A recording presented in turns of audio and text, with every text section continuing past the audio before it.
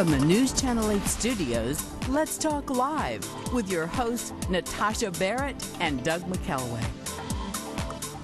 Well, hello. It is Monday, June 22nd, and Brianne Carter is in for Doug today. How are you doing? Good. How about you? Good. You know, Brianne and I have this connection here. We both have the Virginia Beach connection going on. I used to live and work down there. Brianne's from Virginia Beach, and we realize it's a small world because we kind of know some people in common. I know. Well, you know, not that far away from here, so True. A lot of people transient back and forth from the area.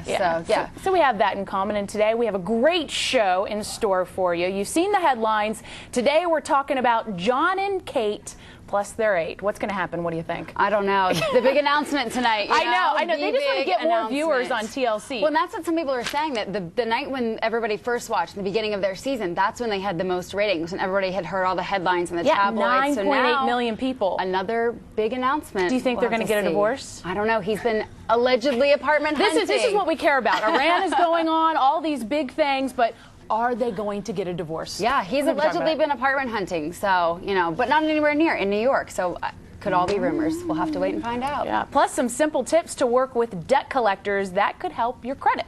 And some of your toughest motherhood questions will be answered. And we're going to start off with this. The scientific fields have been dominated by the Y chromosome. So why does the fair sex shy away from the popular field? Jean Stafford is here to talk about how to get women back in the scientific game. Thanks so much for being with us. Thank you very much. So what is the reason behind this? Why are women sort of the underdog in this field? Well, we have a new paper that was recently published by the National Bureau of Economic Research, and the findings are very significant. It tells us that environment really matters.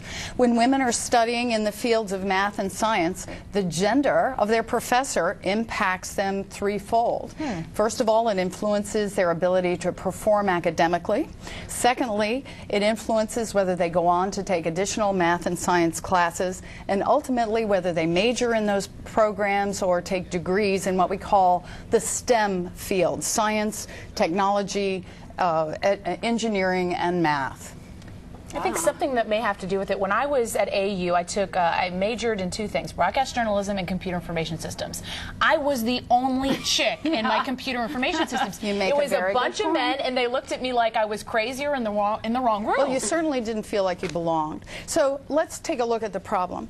The most significant part of the problem is the United States is falling behind in science and technology worldwide. We're losing our dominant position in the industrial world with science and technology, and that's largely due to the fact that we're not training enough people to enter those fields and therefore fill the jobs that are becoming available in our economy. And you know, ultimately that impacts our ability to innovate and even compete worldwide. But wouldn't that be the interest level? I mean, there's a lot of, you know, women that are not, I speak for myself, not a numbers or science girl. You know, it was always the harder part for me in school. So isn't it the interest level that is it not there for women, or is it? Sometimes you do have a lack of interest level, and this study is what is so important to that question, because of course a lot of people say, well, women and girls are just not suited to careers in math and science. This study tells us otherwise. What the study did was track 9,500 students going through the U.S. Air Force Academy over an 8-year period between the years 2000 and 2008.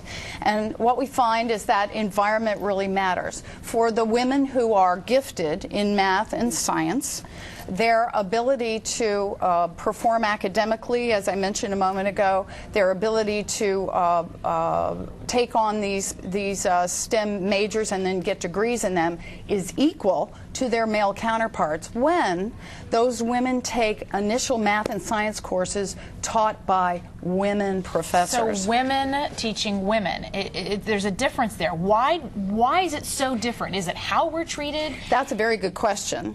Is it the relationship? What do you think? Of course, we don't have the answers to that. That offers up additional study into this area. But what's most significant is if, in fact, we can attract women into math and science, if we can attract them and retain them in careers in technology, it's going to solve a very big problem for the United States, because it's estimated that in the year 2014, our economy is going to add 1 million more jobs in information and technology-related jobs, and yet on the track we're on, we're only going to be training and graduating enough people to fill about half of those jobs. Wow, that's pretty daunting. I wonder if it starts early, like when you're in elementary school in the math and the science. Yeah, is it something we should be pushing younger, if there's a slight interest, you know, if we see that, is that a direction we should be, you know, pushing younger girls or young women in? I certainly think we can take this information and have impact earlier on girls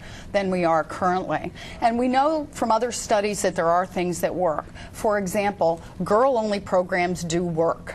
And so offering girls role models, such as women who have been successful in math and science careers. Sally Ride is a terrific example, right? Definitely. But there's been these studies that I've read about where they say, should kids be taught by, should your daughter be taught by women only throughout elementary school? Getting schools done just like this, or where there's no boys in the classroom that will interfere with learning. Well, they say vice versa, that it's sometimes taking the girls out of the classroom doesn't distract, you know, vice versa. If you have stop the note passing and the flirting and the making fun of each other, maybe you could actually learn for a change, right? What are other people going to think of me? And of course, that's one of the things that does daunt women and girls in going in math and science. They feel like they don't really belong, and that's why offering up role models to them is so significant. There's another really fun role model now for girls. Maybe the two of you know Danica McKellar, who has a role in The Wonder Years and The West Wing.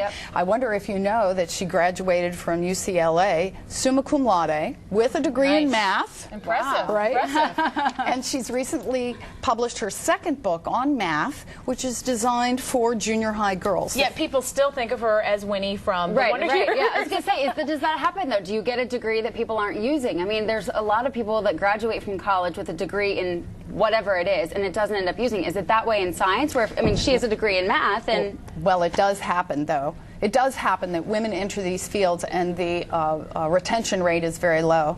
While women represent almost half of the workforce in the United States, they occupy only a quarter of the career positions in the STEM field. So what we need to do is not only attract them into this, but also retain them. Because what we know is that a lack of a supportive environment, a lack of role models, and a very limited peer group, over the long run, negatively impacts even women who go into these fields with a high degree of confidence. It's all connected. Yeah. So just think, you can do anything you want. Forget what the boys are saying, right? Thanks, Jean Stafford, for coming in. Thanks for having me. Also on the show today, when the money runs out, the debt collectors come knocking. We'll tell you how to handle them. Plus, more on our area all-stars. Meet a woman who's focusing her attention on underserved kids. And John and Kate will make a big announcement on their show tonight, but what is this doing to the kids? And all about being a mom. We will take a look at Mamapedia. Plus, Chris Brown and Rihanna have a date, this time in court today. We'll talk about what's happening. And if you miss any of today's show, you can catch it on our website, letstalklive.tv. But first, if you could have any job in the world, what would it be? If I had any job in the world, I'd have my own business. I'd open a boutique, and it would be a combination of a boutique and a bookstore, jewelry, and antiques.